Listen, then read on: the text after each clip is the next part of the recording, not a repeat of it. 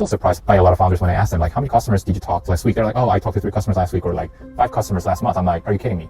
You need to be talking to 3 to 5 customers a day. People who are good with one thing tend to overlook the others. So for instance, if you're an engineer, if you love building great products, you will be naturally biased towards spending more time on product. So instead of spending more time with customer, you're like, oh, you think you have an idea about customer? You try to go and build it before even talking to customers or validating from customers. If you're so outward facing, you'll be attending so many networking parties, going to every single conferences, going to every single speaking events, but you don't go back to fundamentals of building a strong product. So think about what your strengths are and try to make sure that you are balancing out talking to customers and building a fantastic product. Try to deprioritize everything else. None of that really matters until you find a strong product market fit in the early days. None of it else matters. In the early days, if you're trying to find product market fit, it was obviously within 24 hours. You talk to a customer, in the evening you build something, next day you follow. 20 to 40 hours is when you follow. So when I was doing the sales call myself, towards the end of the first call, I will always say, within 24 hours, you'll hear back from me on XYZ, whatever pricing, the next steps. Within 48 hours, you'll get a quote from me. So I always try to set that milestone in my very first call, that when I will be following up. If it's a feature development, they will surely know at least whether we're going to deliver it or not within 24 hours. And if we do, we'll probably ship it within a week. I have about a 2 weeks sprint. So every 2 weeks, we're releasing something new about our product. So we have that level of iteration. Once the BB gets to a certain scale, you can't like do on a daily release. They'll freak out some customers because like they built one way. Next day, the documentation changes. They're going to freak out. So you want to manage the expectation, the cadence a little bit. So you kind of build that with every 2 to 3 weeks cadence back in the day. So it's a matter of days and if not a week.